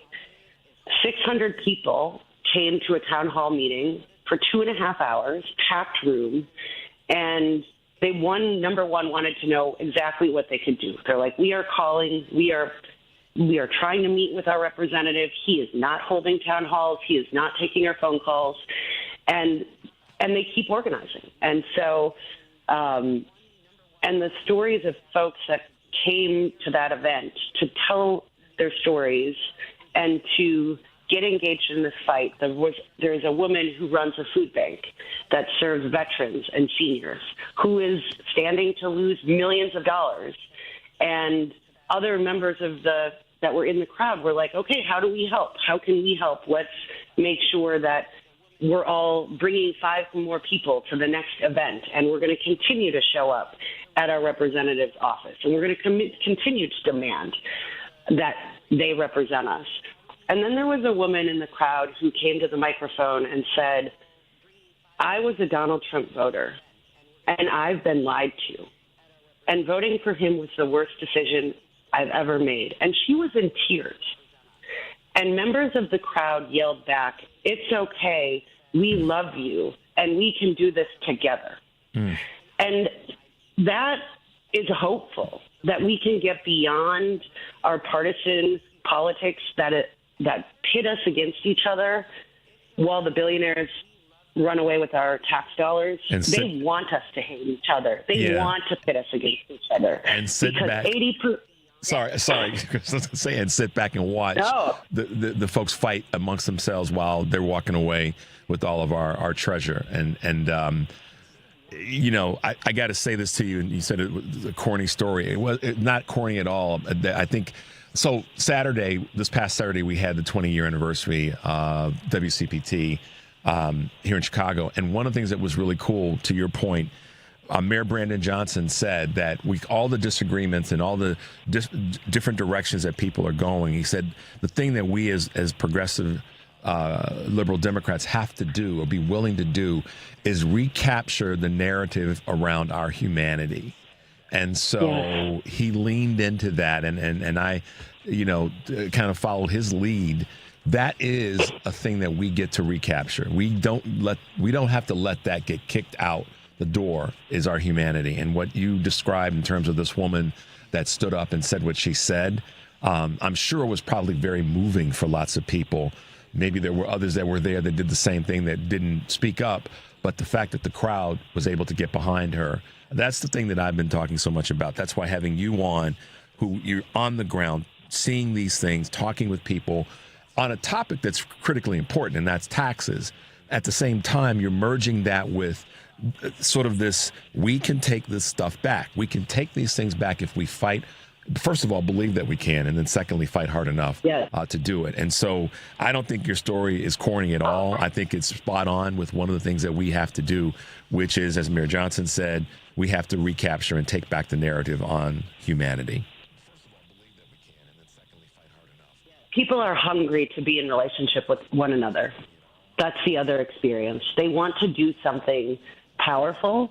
They want to do it with other people. They don't want to do things alone. We do not want to be isolated. And I think there is, like I said, the energy of coming together to say, oh, wait a minute, these are our tax dollars. These are the programs our family relies upon. These are the decisions that we are going to live the consequences of. Does another tax cut, another handout of our tax dollars do anything different to fundamentally change the life of a billionaire? No. Absolutely not. Nothing will be different for them. We have so much at stake. And another story that I'll share, in Racine, Wisconsin, there were over 200 people. And the first two people to come to ask, how they could get involved was a gentleman named Kevin and his son Tyler. And just to paint a picture, Kevin is a 60-year-old man who is battling cancer. He has already lost one leg. He has a prosthetic. His son, Tyler, is a young adult with Down syndrome and relies on Medicaid for 24/7 care that is provided. And Kevin is not quite old enough yet to qualify for Medicare. And so he said, I hope that I live 5 more years so that my kid can get taken care of and remain safe and cared for. But if this bill goes down, what happens to Tyler? Mm-hmm. If I can't defeat cancer, what happens to me? What happens to our family? And we all, the 200 of us in the room, all made a commitment to Kevin and Tyler to say, we're going to tell your story to 5 more people. Can we talk about this? Can we use your family as a reason to hope and to fight? And Kevin said, please. Like, we need people to understand that when you talk about the scale of this, $800 billion, they're real people. Yeah. It's not just shuffling line items on a spreadsheet in Washington, D.C. It's real. real. Millions and millions of people that will be devastated. And we're better than that. And that's the other thing that we are saying as communities when we stand up and fight back. We're better than this. We are better than this nonsense that the GOP is putting before us. We are mad. We are not going to let them just rip this out from under the rug. And we're going to fight like hell, but we're going to come together in a different way to see each other as we're going to taking back that part about humanity. Kristen, exactly. This is the great thing about having you on the show is that you're so out there and experiencing what's going on. And we've come up on that moment where we've got to take a break and I got to figure out how to get you back on the show sooner than later. So I appreciate you being with us this morning. Let everybody know. Thank you so much. Let everybody know real quickly how they can find you. If you wanna join this fight, the website is fairshareusa.org. You can sign up to we provide email updates so you know exactly what's happening every week, what's happening in Washington, D.C. We'll connect you to local organizers on the ground so that you too can get in this fight. And we need you. We can win this fight, but only if we all decide that we're going to work together. We're going to push back. We're going to fight. We're going to have some joy. We're going to see each other as, full humans, and we are not going to let the billionaires take away our tax dollars to give themselves another fancy yacht. That's right. Richard, to you and to your listeners, fairshareusa.org. Thank you so much for having me. All right, Kristen, thanks for being with us this morning. Have a great day, and we will talk soon. All right, bye now. Sounds good. I'm always up for it. I know you are. Bye-bye. All right, guys, we're going to take a very, very quick break. When we come back, we'll be talking. That's all right. We'll just take the break, and we'll be right back. Fear. It is the common denominator of people. Though we may not admit to it, we all have a fear. Right now, a lot of us fear the path of our country. Will war be inevitable? Can we buy a home? Will we have food on the table? This is Dr. Anna Pellet from Total Dentistry. Though we can't answer those concerns, we can help you in getting over the fear of your dental visit. Fear should not be an obstacle. Nothing should. Here at Total Dentistry, we walk you through all aspects of your dental visit. We will ask you, what are you comfortable with? And what will it take to get you comfortable through your treatment? Pain, fear, and anxiety are unique to every individual. So our strategies at Total Dentistry are unique and customized to your needs. Transparent discussions, helping you find the needs to get to your health goals, that is our goal. So visit us at totaldentistry.org or call 847-358-2477. Total Dentistry, a general dental practice like no other. You are listening to WCPT 820. Here's the latest Chicago weather update. From the Weatherology Weather Center, I'm meteorologist Jennifer Wojcicki. Skies will become mostly sunny here for today with a high into the mid-70s. Winds out of the northwest around 5 to 10 miles per hour, gusting as high as 15. Then for tonight, mostly clear with a low near 54. By Wednesday, sunshine, a high of 72 degrees. Thursday, plenty of blue skies and sun, a high around 59. Friday, sunny, high of 66. That's your latest Chicago weather update. Currently, it's 52. This is WCPT 820, where facts matter. You're listening to Choose Views with Richard Chu on WCPT 820, Chicago's Progressive Talk. Hey, Progressives, welcome back to Choose Views. Kristen is awesome, and our next guest is as well. If you've been around for a minute, you've come across at some point in your life one of the great books written by Pulitzer Prize-winning columnist and author, none other than Dave Barry. Good morning, Dave, and welcome to Choose Views. Hey, thank you for having me on. You are welcome. Man, oh, man, oh, man. I don't even want to we're going to talk about your most recent book, but listen, guys, who are following the show all over the country, Dave Barry is legendary with a couple of big old stars on top of that. And you can just go back, you know, just when you Google Dave Barry's name and you got to click on books, okay? It'll make you dizzy with the how prolific Dave has been for a couple of decades now in terms of the work that he's done. So I'll say that right out of the gate. Just Google. You're making me feel incredibly old. Well, yeah, hell yeah. No, you're right. I've been writing books for literally since the Civil War, so yeah. Hey, man, listen, my sister said something to me a couple of weeks ago about she is doing nothing but embracing her age, and you guys would be chronological contemporaries, so respect for really? That. Yeah, so this is my older sister, but she's always made it clear. She's like, you know, listen, we have to embrace our age because we didn't get to be this age being a doggone fool. So kudos to you. Well, there are actually some good things about being really old, which I am really old. But like, for example, like grandchildren, you get grandchildren, which is great. Yep. You know, you can play with you.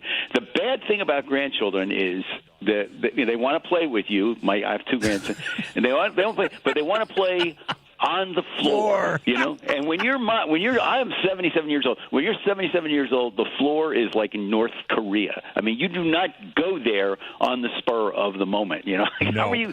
How are you going to get back from the floor? But Dave, I was hoping you were going to say that. That's it, man. It's not the going to the floor. You can figure out a cool kind of grandpa's way or uncle's way of gracefully getting down there. Yeah, but then you got to lie to everybody and say, well, listen, I'm just going to hang out down here for a little bit.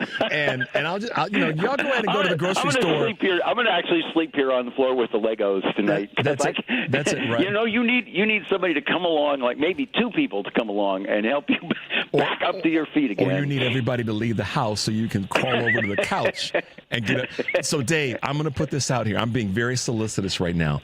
You and I need to do a piece together on, and we'll call it something along the lines of, how to not get on the floor, something like that. Because I think we're on to something here in terms of, we might call it graceful floor gathering. But, oh, man, thank you for being with us this morning. And the most recent work, Class Clown, the Memoirs of a Professional Wiseass.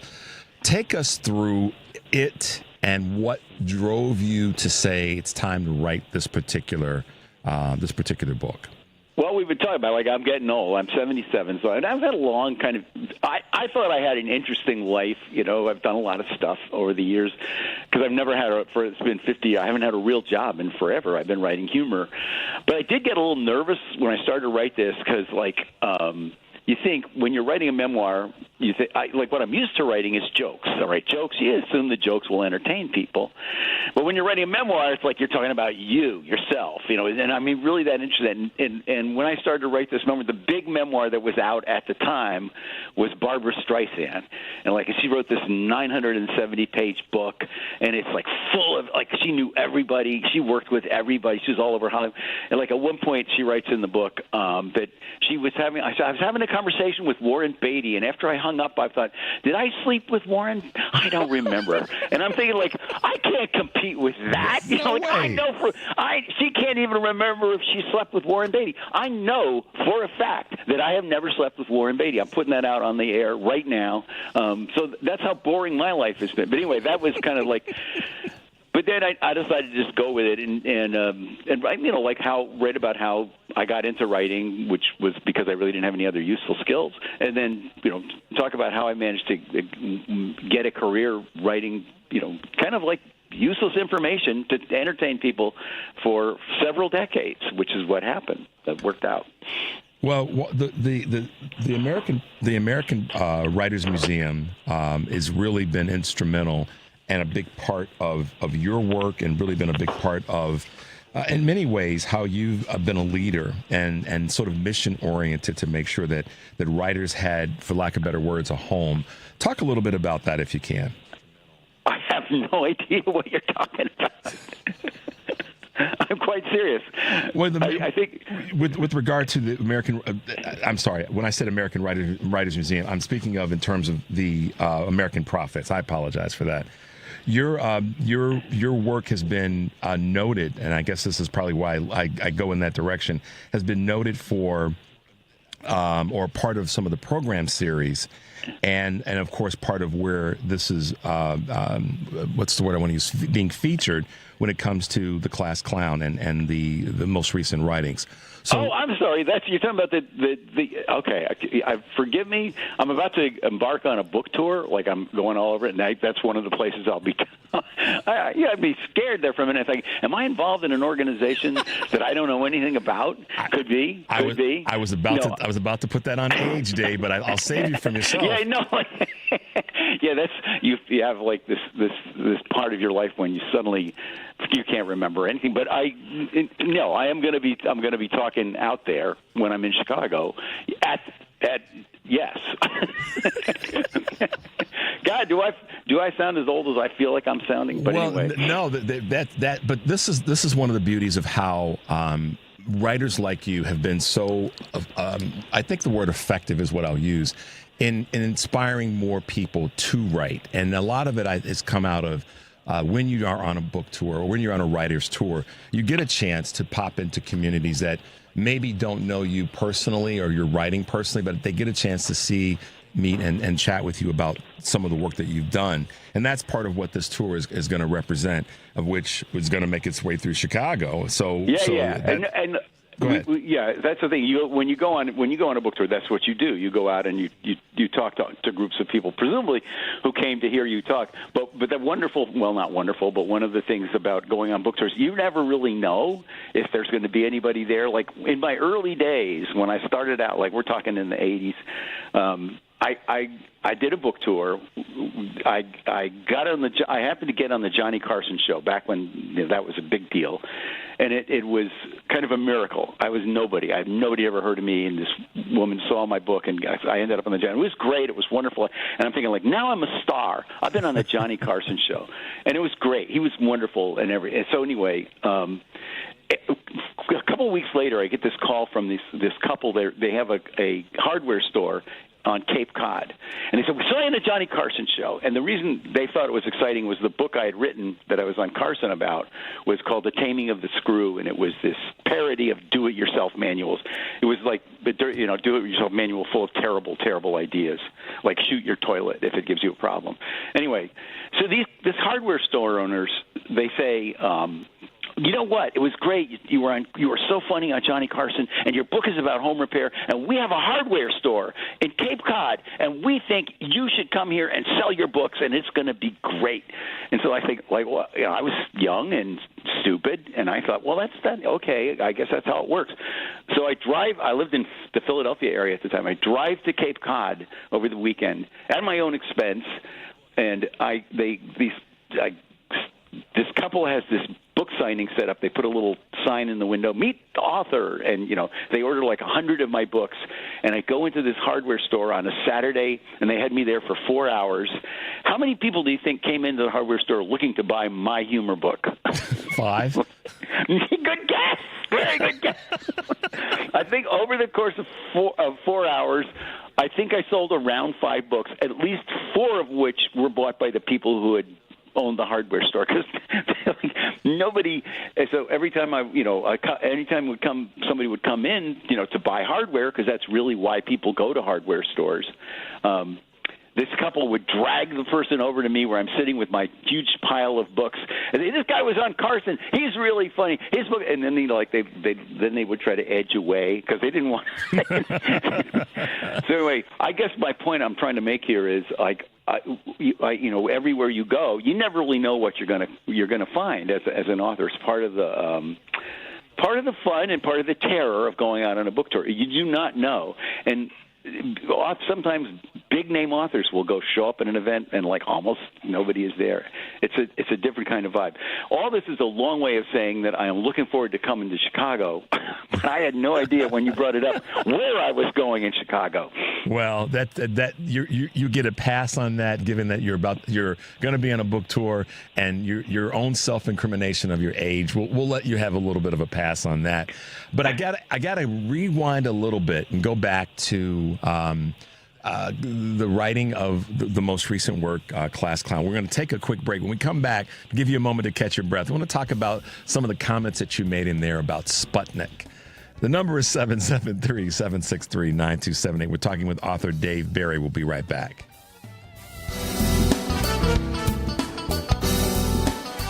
Imagine having all the money you need for retirement, all the income, every month, guaranteed. That's Secure Future Investor. Secure Future utilizes an indexed annuity tied to growth in the U.S. stock market, but without any risk of loss ever. That's right. No matter what happens in the market, your investment can never decline. Down years, you're insured against any losses. Boom years, your retirement account grows exponentially to increase your worth. Whether the market is up or down, Secure Future Investor can set you up with guaranteed money for life income. It's the difference between thinking you have enough money to retire and knowing you're getting that retirement check every single month for the rest of your life, no matter how long you live. Over 40 years old? Call now. 888-509-2228. 888-509-2228. Sponsored by GP Agency, Inc., Raleigh, North Carolina. Licensed in all states. Performance may vary. Consult with your financial professional before making an investment decision. You're listening to WCPT 820 because facts matter. It's Chew's View with Richard Chew on WCPT 820, where facts matter. And we are back. This is Chew's View, 773-763-9278. We are talking with funny man Dave Barry, and also an author along the way, and Pulitzer Prize-winning columnist. Dave, in your writing of the most recent, the Memoirs of Professional Wiseass. Talk a little bit about how you observed what was happening socially, politically, globally at a time when you were, learning about global issues, and you highlight that when you talk about Sputnik. Yeah, I grew up in the 50s in a little town called Armonk, New York, which is a suburb of New York City, and it was like every cliche of the 50s, I kind of lived through it. For example, when you talk about global issues, the big thing then was there was going to be a nuclear war. And it wasn't like maybe there was going to be a nuclear war. It was like the grown-ups in our lives were saying, yeah, we're going to have to get ready for a nuclear war. It's like I'm laughing about it now, but I'm thinking like that was weird when I think about it. We used to do that thing where you got, they practiced you would practice doing what you're supposed to do in a nuclear war, which is get under your desk, which we did. We got under our desk. And I think even then we kind of knew it was stupid. Like we didn't really believe that a desk was going to protect us from an atomic bomb, because if that were true, they would put giant desks over their cities. So anyway, that was like, but that, I guess it was weird because, you're a kid. I'm sure the grown-ups were very concerned and nervous. But you're a kid, like, okay, well, this is the world we're in. We get under the desk in case there's an H-bomb goes off. What I remembered and I wrote about in the book is like, because obviously we're in this big thing with the Russians. The Cold War is intense, and everybody's crazy. In fifth grade, or when I was in fifth grade, the Russians launched Sputnik. which was the first satellite. And this was like a total shock to the Americans. We were the ones we had color television. The Russians didn't have color. But I remember it was like all of a sudden in school in 5th grade, we were going to learn math. Because somebody had dropped the ball, and the Russians were now ahead of us, and who was going to pay the price for that? The 5th graders, right? Diving underneath their desks, and suddenly we had to get out from under our desks and study math much more than we had before. So that's when I discovered algebra and trigonometry, the cosine, things that I am never going to use again. Anyway, hey, so listen, go ahead. No, I'm sorry. One of our listeners sent us a text and asked the question: is it ever too late to get started as a writer?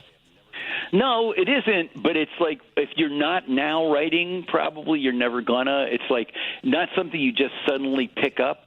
I think, for the most part, people who are writers were always writing, and sometimes they were writing crap, but they were always writing. And then in time, if you're good, if you have talent at it, and you keep writing, you find some audience for your writing, and ideally you find an actual market. People will pay you for your writing, but it's kind of hard to just suddenly say, I'm going to be a writer, even though it seems simple because you're just using words, which is something everybody does every day. But it's kind of like saying, I'm going to be a violinist. If you've never practiced the violin, physically you have the hands and there's a violin, but that doesn't mean you can play it. You have to spend a lot of time at it. So the answer to that question is, it's never too late if you've got skill and you've kind of practiced that skill along the way. It's unlikely, though, if you've never written anything, that you will suddenly be able to. Does that make sense?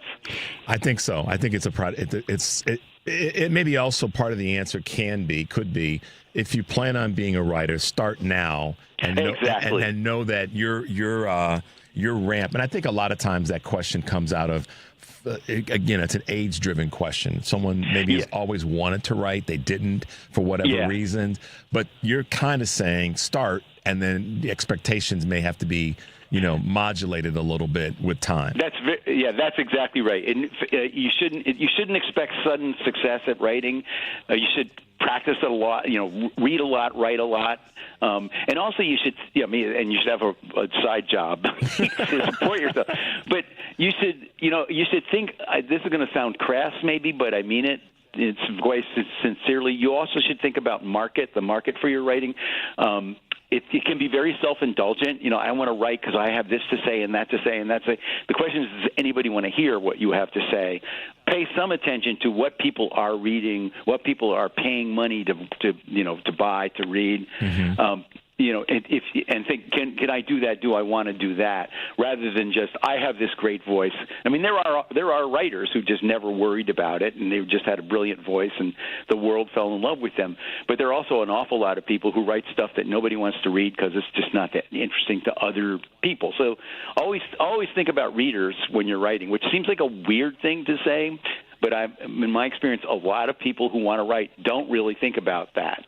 Who would be the audience for what you write? Like, I've just written a memoir, which is what we were talking about, and I'm hoping people will be interested in reading it. But I have a sense. I think I have a pretty good sense because of all the years I've done it, of what people would like to read.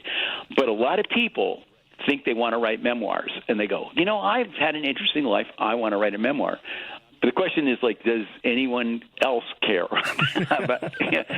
That's the hard part. About that story. You always got to keep that in mind. Yeah. Well, listen, you're on a political talk show, a progressive political talk show, and one of the things that people ask me oftentimes is, so what is it that is the message that is out there that everybody can gravitate towards? And I think that one of the beauties of writing the way in which you do is it comes with a comedic bent.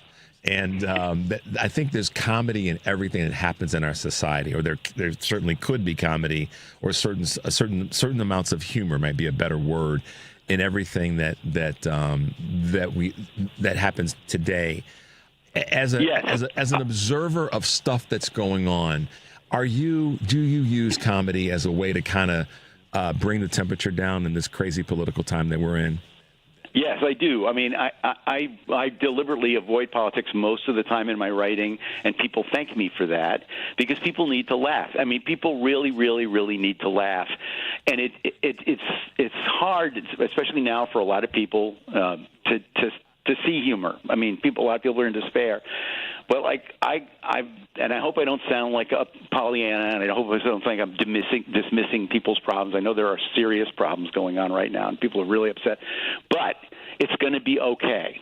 Eventually, it's going to be okay. And I say that because I'm 77 years old, and for my entire life, I've been told one way or another some horrible thing was just about to happen, and the country's going to hell. Things are horrible. People are pretty good in general. The world is screwed up, but people are pretty good. And generally, one way or another, things work out. Don't let the fact that there are people running the country you don't like ruin your personal life. Keep some hope, keep some humor in your life. Doesn't mean don't worry, doesn't mean don't fight for change, whatever you need to do. But don't let it become all of your world. Always remember, you still have people you can hug, people who love you, music you like. And I don't mean that in a dismissive way. Those things are very important in people's lives. And humor is really important. Don't stop laughing. Let me say this to you as we wrap up, Dave. I appreciate you saying it that way because I take the position with my show. I realize that one of the things that I have to do, I'm not a comedian. I'd say I can be somewhat humorous or funny. Today, when I was putting together the show yesterday, and I was like, all right, what are some of the things that I want to be able to cover and talk about? I literally found a clip from comedian Marsha Warfield, and I just felt compelled to play that earlier in the show today. It's funny as hell, and it has some political spin to it, but I feel like that's the thing that we have to embrace. We talked about this. We had Mayor Johnson on last week in our big anniversary show, and he talked about reclaiming our humanity. And I appreciate you having those words in terms of reclaiming our humor and our ability to connect with one another. So thank you for that, Dave. Listen, man. Don't give up. Don't give up on the humor. It's all Don't let them take that away from you. Not at all. Well, listen, you're going to be just to let you know, you are going to be on a book tour. And as a reminder for your 77-year-old self, you will be here in Chicago next week at the American Writers Museum. That's Thursday, May 15th at 6 p.m. Real quick, Dave, how can folks find you and follow you? Oh, just Google my name, Dave Barry, Barry, and they'll find me. See, I told y'all that's what you have to do. Dave, thanks for being with us this morning. We really appreciate now that you found your way and know where you're going to be. Now get me up off the floor. That's right. That's it. Get me up off the floor. See? That's going to be our book. That's our book. That's going to be a bestseller already, Me man. and you. All right, Dave. Thanks, man, for being with us. Travel safely, okay? My pleasure. Thanks for having me. All right. Take care. Bye-bye. Bye-bye. Get me up off the floor. There it is. Dave, I got to reach back out to him and let him know that's got to be our work. Guys, thanks for being with us. A little crazy there with Dave, but I think, to his point, we do have to find ways to laugh in this crazy time. That doesn't mean, and he was very, very clear about it, he's not downplaying or demeaning anything in terms of the stresses and the challenges that are real that people have, that we have in this country right now, and rather than but. And we have to find our way to that human connection and that humor that comes from that. So I appreciate you guys bearing with me and Dave in that segment. I knew it was going to be a little bit raucous, but, trying to leave you guys with something good. And with that, I will say, take a deep breath and make your life count. We'll see you tomorrow.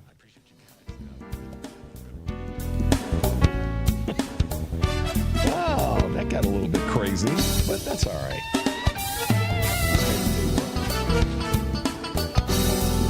And I was able to slide in a little question about politics.